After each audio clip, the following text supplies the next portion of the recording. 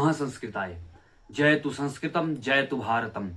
सदाशिवसमारंभां शंकराचार्य मध्यमाम् अस्मदाचार्यपर्यन्तां वन्दे गुरु परंपरां। श्री गुरु चरण कमलेभ्यो नमः। सर्वेभ्यो नमो नमः। आज हम जिस विषय के ऊपर चर्चा करेंगे वो है गीता का पहले अध्याय का चौथा श्लोक।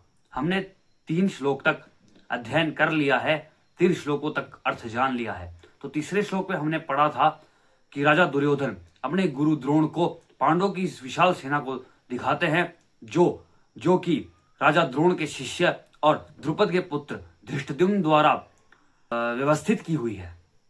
तो आज हम गीता के चौथे श्लोक के बारे में जानेंगे, जो कि इस प्रकार है। अत्र शूरा महेश्वासा भीमार्जुन समायुधि युयुधानो विराटश्च द्रुपदश्च महारथः।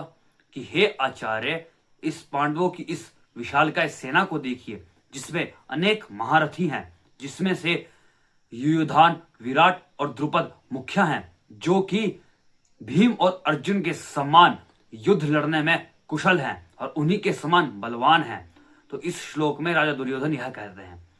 तो सबसे पहले हम जानेंगे कि महारथी कहते किसे हैं। मुख्य रूप से योद्धाओं को 6 श्रेणियों में रखा जाता है। सबसे पहली श्रेणी है अर्धरथी, जो 2500 सैनिकों के साथ एक साथ युद्ध करने में सशस्त्र हो, एक साथ युद्ध करने में प्रबल हो या सक्षम हो, उसे अर्धरथी कहा जाता है। फिर आता है रथी, जो 2 अर्धरथियों के साथ युद्ध करने में सक्षम हो, उसे रथी कहा जाता है। लगभग 5000 सैनिकों के साथ वह योद्धा युद्ध करने में सक्षम होता है।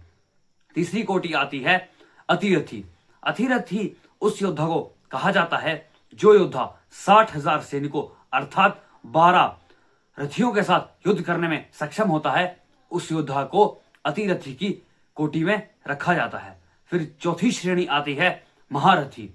महारथी वह योद्धा होता है जो 12 अतिरथियों के साथ युद्ध करने में सक्षम होता है, उसे महारथी की उपाधि दी जाती है या महारथी की श्रेणी में रखा जाता है। ऐसा सैनिक, ऐसा योद्धा 7,20,000 सशस्त्र सैनिकों के साथ युद्ध करने में सक्षम होता है। फिर 5वीं कोटि आती है अति महारथी की। अति महारथी वह योद्धा होता है जो 12 महारथियों के साथ युद्ध करने में सक्षम होता है, और यह जो अति महारथी होता है उसके पास ब्रह्मांड की जो 3 सबसे सर्वश्रेष्ठ शक्तियां हैं, ब्रह्मास्त्र, नारायणास्त्र और पशुपत अस्त्र, ये तीनों प्रकार की विद्या का जिसको ज्ञान होता है, उसे इस श्रेणी में रखा जाता है।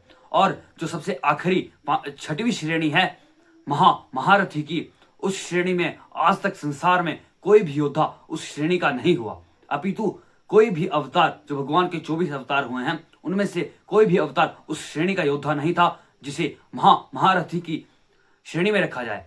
इस महारथी की श्रेणी में स्वयं त्रिदेव ब्रह्मा विष्णु महेश, माँ दुर्गा, गणेश और कार्तिक को रखा जाता है। तो हम जान रहे थे महारथी। तो इस जो महाभारत का युद्ध है उसमें अनेक प्रकार के महारथी हैं और अनेकों योद्धा महारथियों की श्रेणी में हैं, जिसमें से इस श्लोक में राजा दुर्योधन 3 महारथियों के नाम लेता है, युयुधान, विराट और द्रुपद। तो आशा करता हूं आपने इस श्लोक के माध्यम से बहुत कुछ जाना होगा।